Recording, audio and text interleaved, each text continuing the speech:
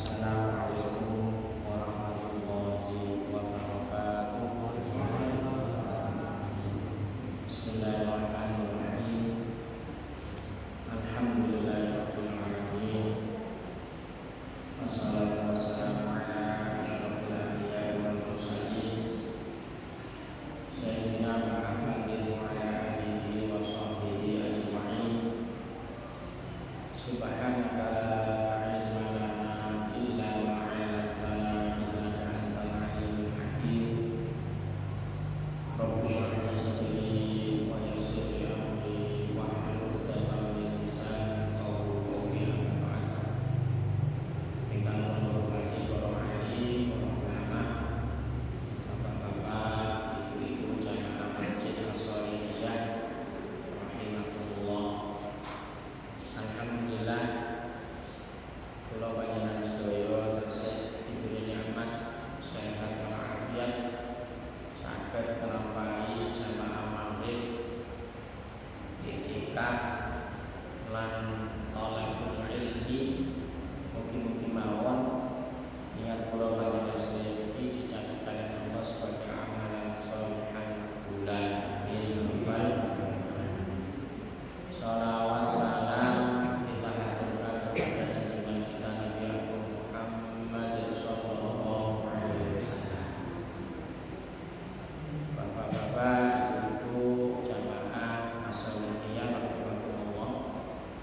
Iki kula panjenengan sedaya tasih ten dinten Tasyrik. Lala hari rayane kala wingi dinten Ahad. Berarti Tasyrik ini tigang dinten: Senin, Selasa, Rabu, Ijing terakhir. Niki ten Idul Adha niki wonten takbir kalih. Sing pertama namanya takbir mursal.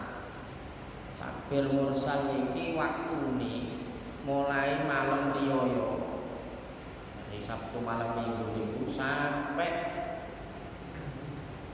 niki salat Id, sampai melaksanakan salat Idul Adha.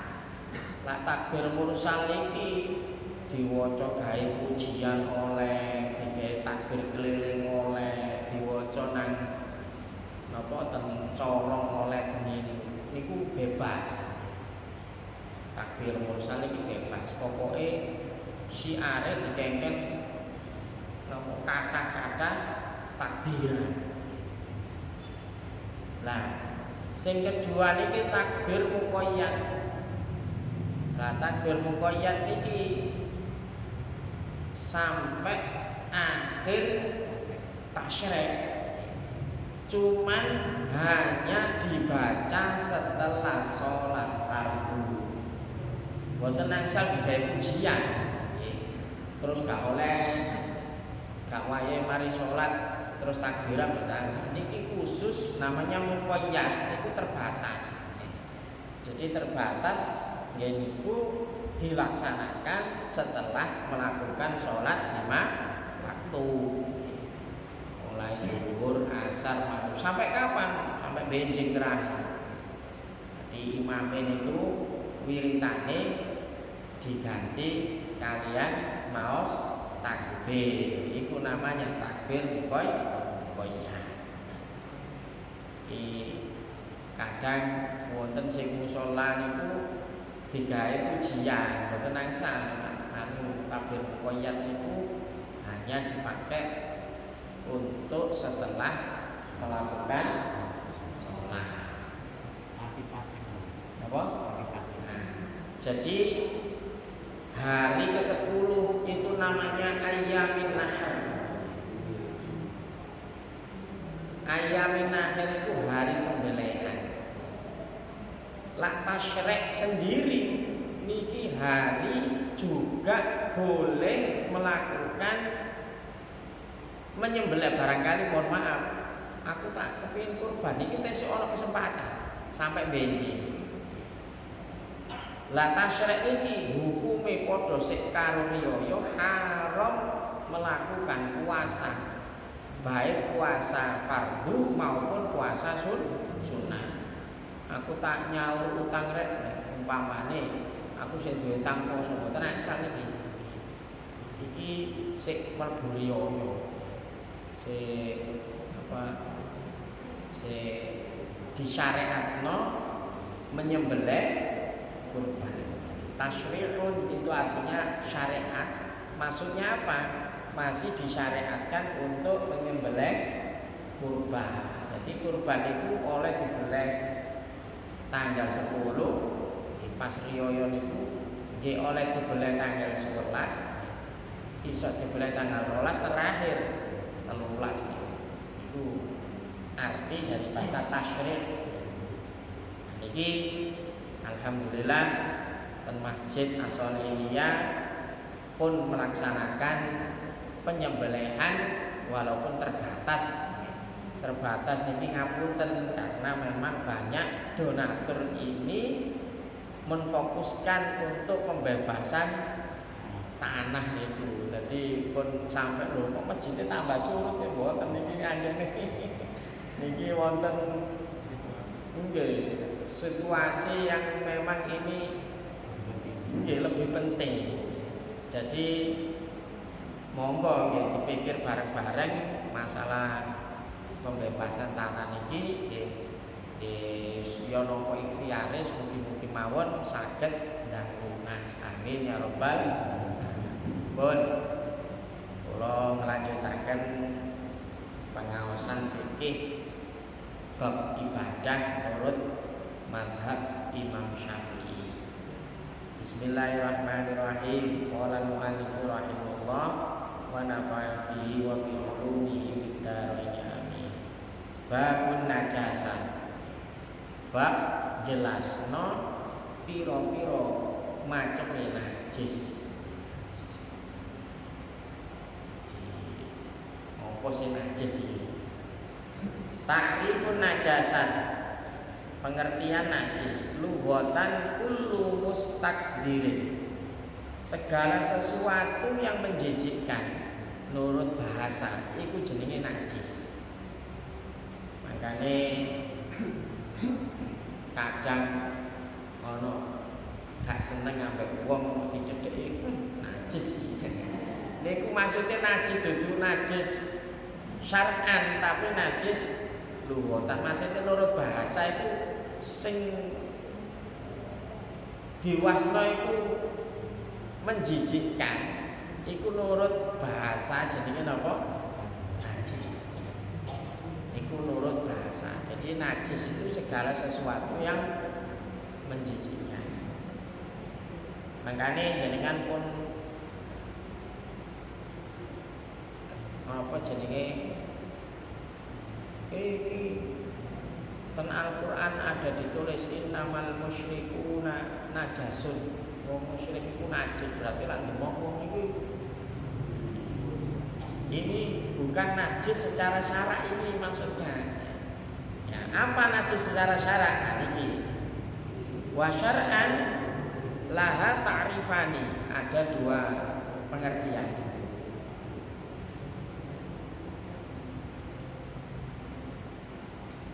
Ta'rifu bil had kullu mustaqdirin yamna'u sihhatas shalah haitsu la murakhis. Segala sesuatu yang menjijikkan yang mencegah seseorang sah melakukan sholat sekiranya tidak ada rukhsah. Rukhsah itu keringanan. Saniki dipreteli yang narusi atas sholat. Apa sih perkara sing mencegah sahnya sholat? Karena ada satu hal atau yang menjijikkan tapi tidak mencegah sahnya sholat. Tapi jijik, tapi gak najis. Napa niku contone? Kal busoi wal bukhot. Kaya air ludah dan air itu loh, umbel itu loh, ingus. Sampean baiknya pas nyidu kok kena awake, gak najis tuh. Walaupun yo jember. Begitu juga ingus, umbelen, meler, bu umbel meler, bu umbel cair. Niku nggih umpamane gak nggo tisu, akhirnya terus sarunge ta. Niku mboten najis. Jadi tidak semua yang menjijikkan menurut syariat itu dihukumi apa? Najis. Jadi apa jenenge mustaqdir niki ana pengecualian.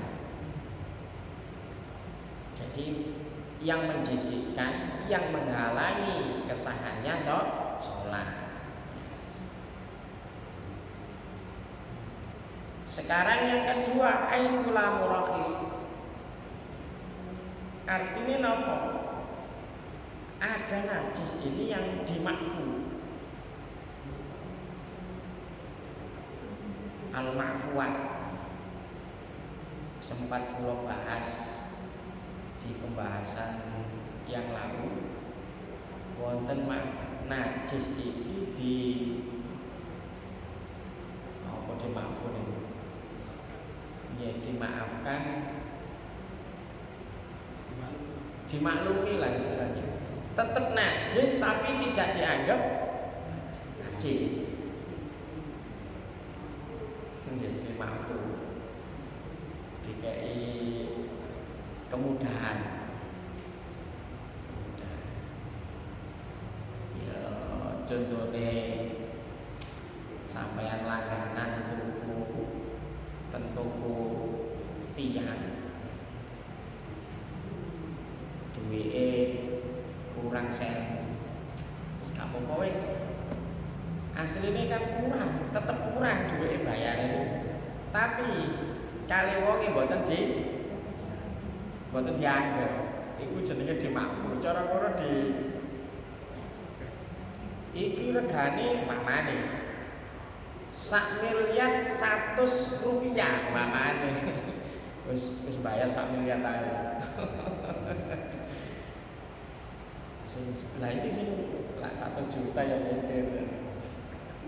Utawa 100.000 lah. Nah niki niku namanya makfu. Jadi tetap najis itu tetap hukumnya najis, tapi najis ini sama syariat dimaafkan, gak dianggap. Contohnya apa? Kakoli lidam, darah yang sedikit, darah nyamuk,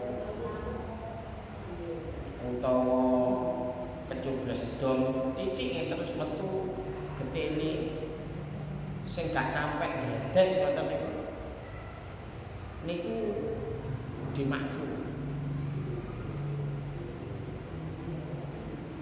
Utawa najis yang tidak terdeteksi dengan panca indera. Sampean mlaku kecipratan. Endi gak ketok ngene wis digoleki lho mboten ketinggal. Jane ero dhek kecipratan. Tapi gak ketok. Lah saking angele ngeten iki kali syariat iku dibebasno lah niku dibebasno wis anggapan gak najis ae. Jadi ada najis tapi dimaafkan, dimakfu. Jadi contohnya nih wow, darah sedikit atau najis yang tidak terlihat oleh panca indera. Isoke kudu gawe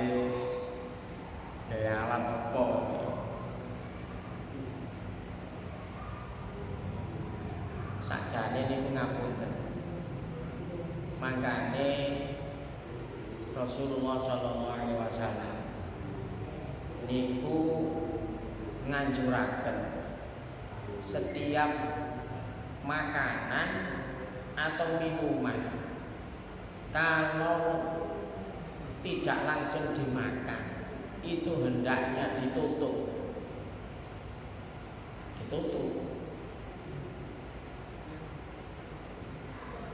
Menghindari apa? Ono laler. Lah sampai ono laler menclok terus nguyu masuk ngerti sampean. Terus walaupun ngapunten dipangan iki oleh. Iki gak ero. Cuman kesunahane lak jenengan iku gak ada daharan atau minuman kalau eling minuman iki sebelumnya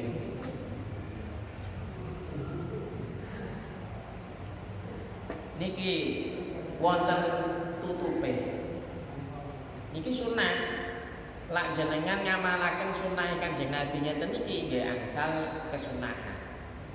Niki makanan minuman niku lak boten didahar niku ditutup. Walaupun nanti seandainya ono nyamuk menclok nguyu nopo nggih ono laler ngising mosok ro wong jeneng cilik nggih. Nah niki tapi ten mriki kalau tidak terlihat oleh panca indera ini najis ini dimaafkan, dianggap tidak najis. Ojo sampai wong gegeran perkara iki mau aku rono laler koyo nang kene. Lah ngono sing ngono ya sampean uripe sora dhewe iki. Wong syariat niku pun gampang. Gampangno mboten ngangel-ngangel. Jadi sesuatu yang tidak terlihat oleh panca indera ini dimaafkan. Walaupun umpamanya ngapunten iki sakjane kok aku ro lak ditonton ambek mikroskop ngene iki aku ro cecek wah itu kok jenenge laler iki ngoyo. Boten tetep dihukumi yen iku haudi dimaafkan.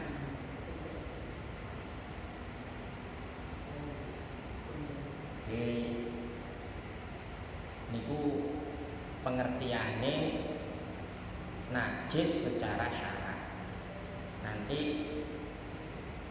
banyak macamnya najis itu. Ada yang cair, ada yang padat. Ini nanti seperti apa contohnya? Ya, komer, babi, anjing, dan peranaan dari keduanya itu bangkai,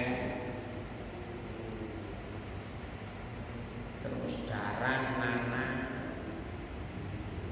terus sesuatu yang keluar dari dua jalan, kubur dan kubur, kecuali mani. Ini saya sering ditanya, apa hukum memakai minyak wangi yang dicampur alkohol? Jarene homer itu apa jenenge yang memabukkan itu hukumnya apa? Najis. Homer atau nabit ini pengertiannya matukhida min asiril inab. Jadilah pengertian ulama sing jenenge koper itu sesuatu yang dibuat dari perasan anggur. Anggur diperes, difermentasi, nanti kadar alkoholnya naik. Ketika kadar alkoholnya naik itu dinamakan khamr dan itu dihukumi najis. Hukumin apa? Najis. Sedangkan nabit itu adalah yang dibuat dari selain perasan anggur. Ternyata hampir semua buah itu kalau difermentasi itu bisa menimbulkan alkohol, kalau kadar alkoholnya naik.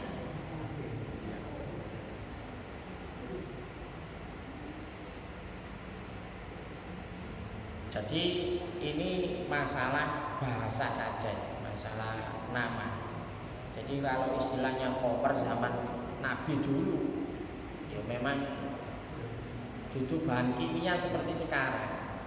Dan saya tanyakan kepada penjual minyak wangi, ternyata yang dipakai campuran itu bukan alkohol yang mabukkan itu bukan. Jadi ada lain lagi. Jadi jawabannya tidak menjadi najis. Biasanya memang itu untuk campuran biar cepat kering ya. Atau iso nyemprot ya, alkohol itu.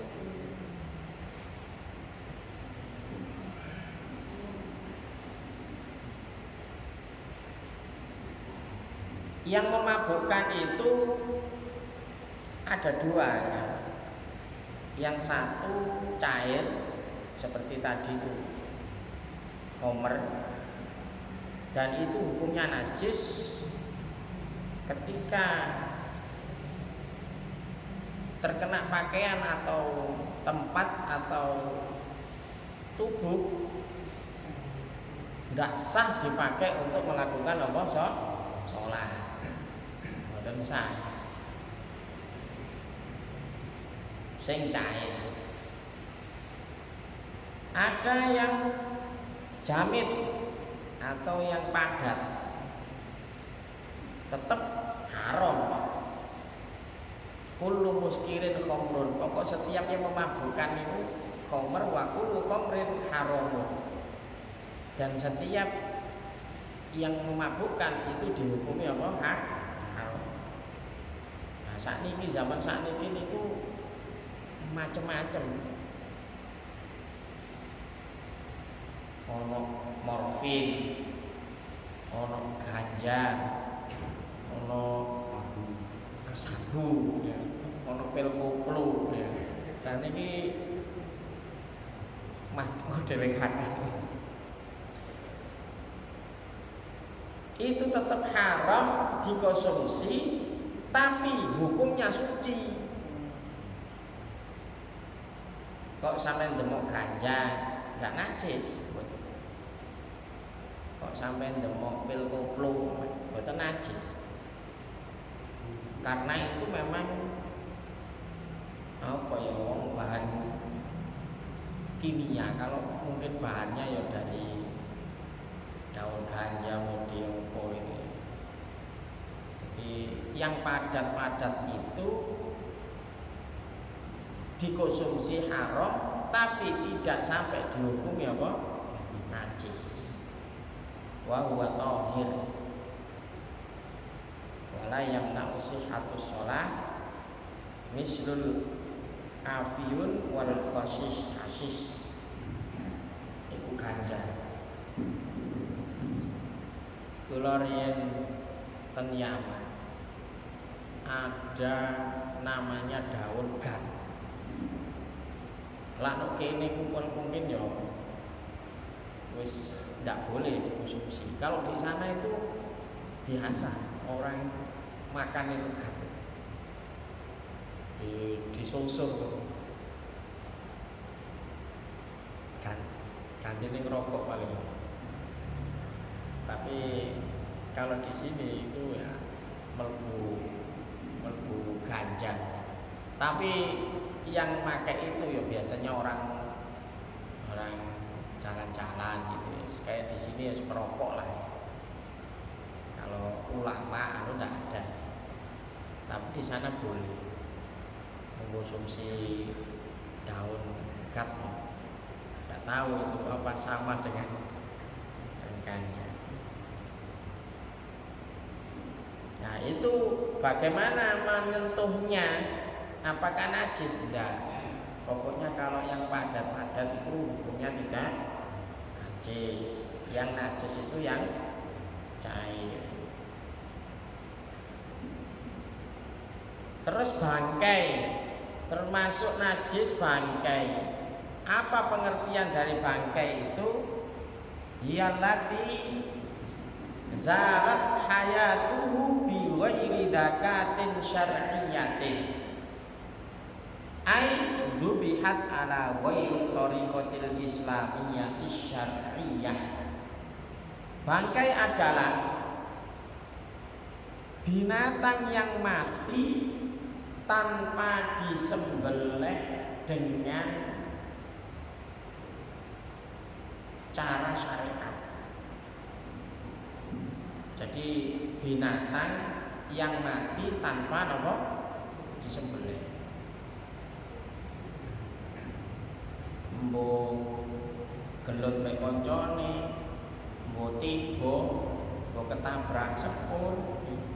Terus pokoknya mati bukan karena apa? Disembelih. Atau binatang yang mati disembelih tapi tidak dengan cara syariat. Lagi dengan semerap nang YouTube ya. Saiki zamane nonton YouTube. Ono iku carane mbelek ditutuk sik ndase. Ono wong iku wis macem-macem. Wanggerae di sakeneke. Jadi makanya sekarang ini digerakkan di Kementerian Agama ada namanya Juleha, juru sembelih halal. Kenapa kok ada juru sembelih halal? Karena banyak orang yang menyembelih dengan tidak cara syariat. Agar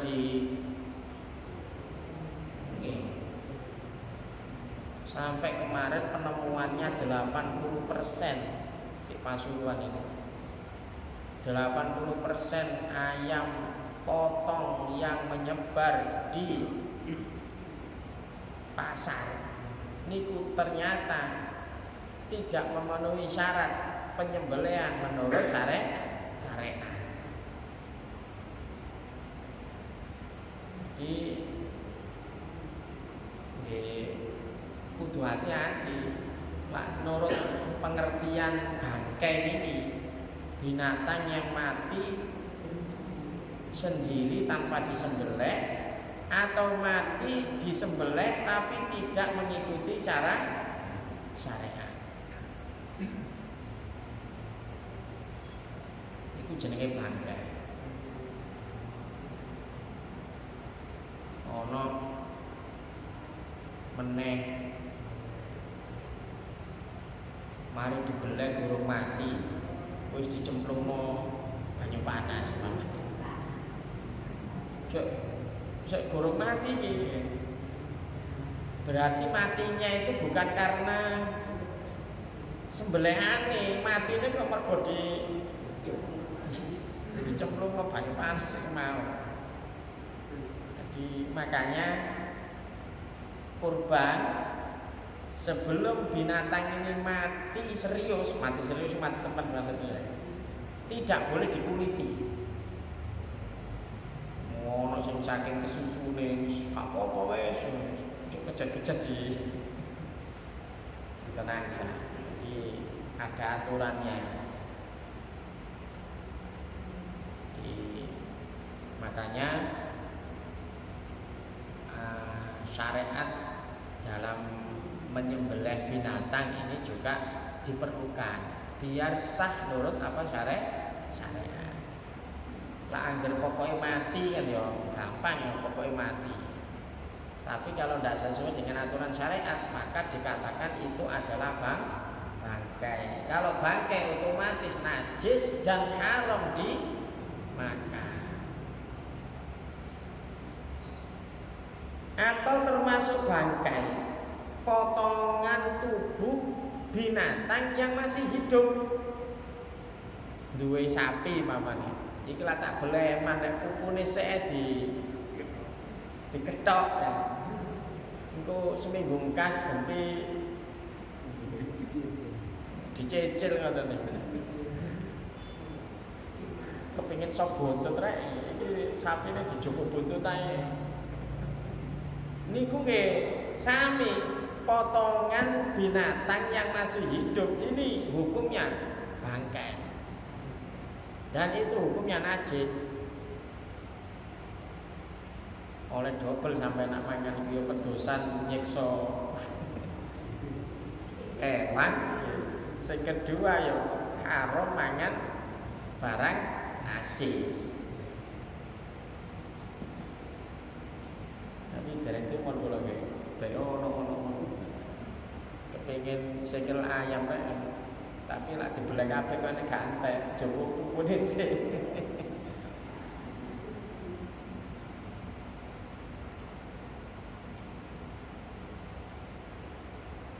Setiap hayawan, jami'il hayawanat hala hayatiha tahiratun.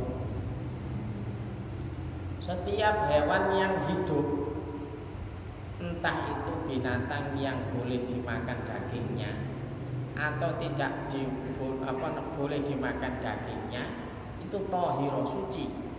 Pokok urip kucing munggah masjid pamane gak najis kecuali lah nguyuh.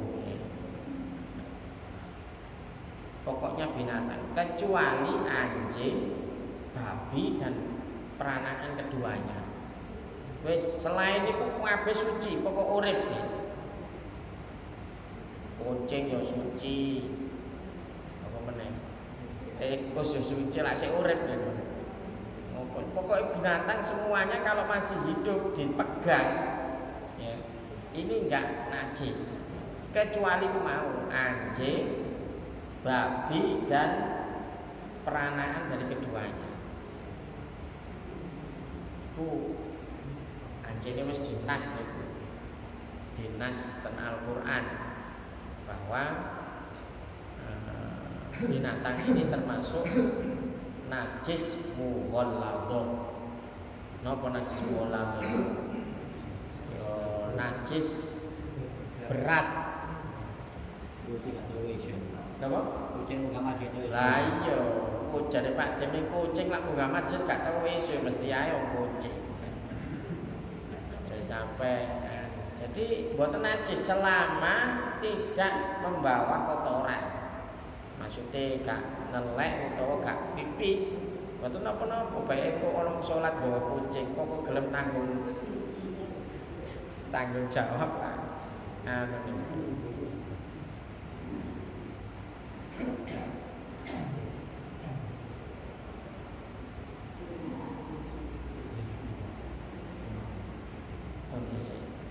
Hukmu jami'il hayawanat ba'da mautiha bi ghairi zakatin syar'i. Saiki lak mau kan binatang urip kuwabeh hukume napa? Suci kecuali niki wau loro dan 3 peranakan niku.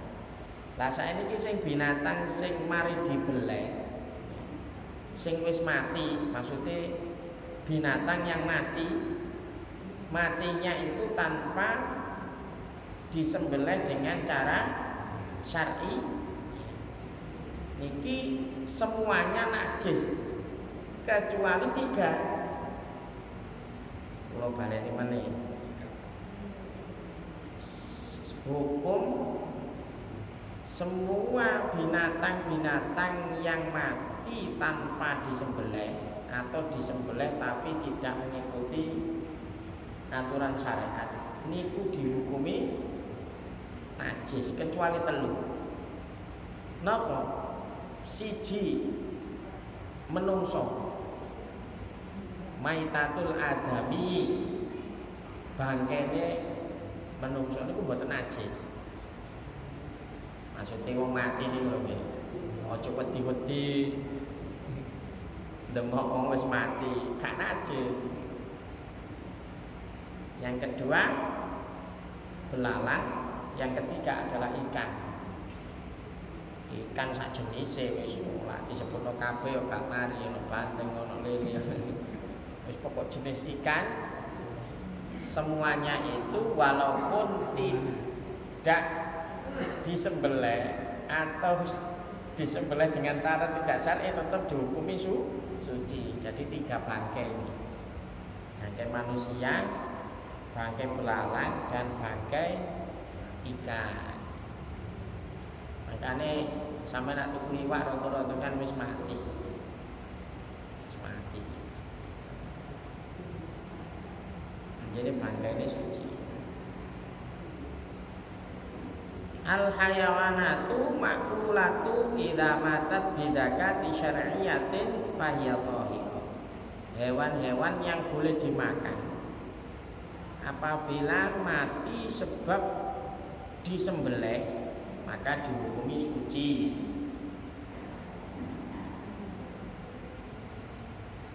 Sapi dibeleh mati hukumnya apa? Suci. Mergo sapi boleh dimakan dagingnya. Kambing dibeleh mati hukumnya suci karena makulah boleh dimakan. Nah sekarang hewan-hewan yang nggak boleh dimakan terus mati, maka dihukumi najis walaupun matinya sebab disembelih. Yo, kucing dibeleh, tikus dibeleh, ula dibeleh, umpamanya, itu ya tetap najis, tetap dihukumi bangkai. Karena apa? Karena binatang ini tidak boleh dimakan. Tapi yang boleh dimakan tadi kalau disembelih dihukumi suci, tapi kalau mati dengan sendirinya tetap dihukumi najis. Ono wedhus mati, burung dibeleh ini mati, ya wis bangkai. Ojo terus mikir eman rek, ono sapi mati, eman cukup-cukup 1 kilo karo kilo. Dagingnya mboten iku wis hukume najis. Dihukumi bangkai dan itu haram dimakan kalau tidak melalui disembelih. Iku lah binatang sing oleh dipangan. Tapi lah binatang gak oleh dipangan, mati. Mbok sebab disembelih, mbok mati dhewe tetep mawon hukume napa? Najis. Apa namanya? Tidak boleh dimakan dan disentuh hukumnya najis. Kecuali kulit bangkai yang disamak. Nanti ada bab tersendiri tentang posisi disamak. Paham teman-teman? Jadi ulang. Nggih, dijopo lulange mantul niku diberseni. Kira-kira lulang ini benar-benar bersih dan tidak ada bekas daging yang nempel di kulit.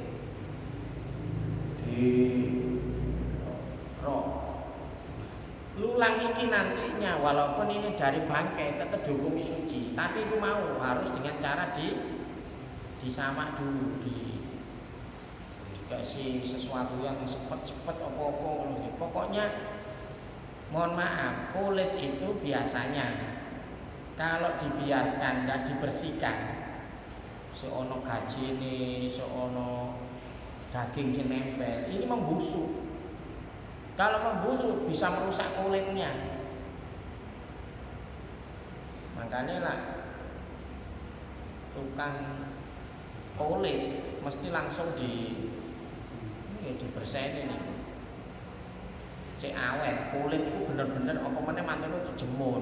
Nah wis kena gawe bedung, kena gawe terbang, kena gawe tas, kena gawe sandal, kulit-kulit itu.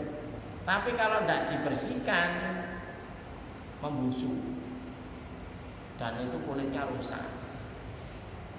Jadi ada bab sendiri, walaupun kulit bangkai itu menjadi suci, tapi dengan syarat harus disama itu dibersihkan terlebih dahulu. Wonten pertanyaan monggo. Hah? Kulit disamakan. Boleh, boleh. Karena sudah menjadi suci. Boleh. Boleh dimakan haram kulitnya nanti. Oh. Coba. Yang kulitnya haram. Oh, okay. Jadi makanan atau minuman atau apapun kehalalannya itu ada dua.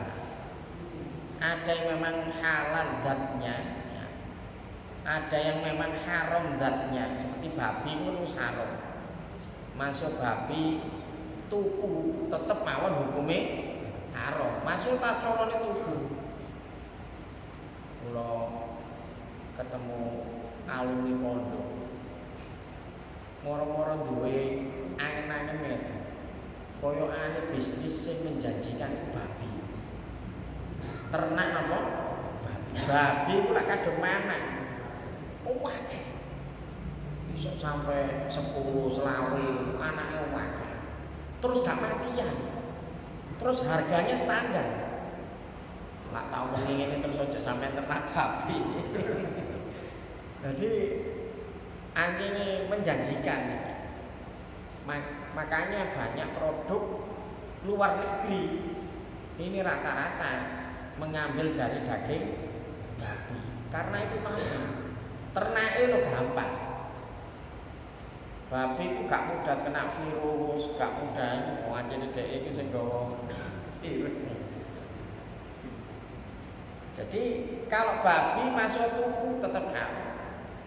Tapi ada keharamannya itu bukan dari zatnya, tapi dengan caranya. Aku itu beli wedhus, tapi wedhusnya oleh nyolong. Ya padha ae hukumnya haram. Haram cara memperolehnya, bukan haram zatnya. Jadi keharaman itu bisa di zatnya atau bisa dengan cara memperoleh. Sing kathah niku ngapunten akhir zaman ngeten iki sing akeh wong iku golek rezeki. Golek rezeki. Rezeki ini sing halal tapi carane mboten wong bakulan, wong dodolan, wong makelaran iku akeh bujuki. Akeh napa? Ngomong ngene iku lho. Niku barang elek diomong api. Nah itu makanya sakjane lak jenengan nyambut damel niku sing dipikirno niku keberkahane. Aja dipikirno batine tok ae. Itu bisa juga bagian bukan itu ada berbagai yang persen itu benar karena Maksudnya barang dibagi dicoba, tenang sah. Daging kurban sebelum dibagi tidak boleh kan itu sama dengan motel, mau ibaratnya kurung di ditutup apa dicukupi.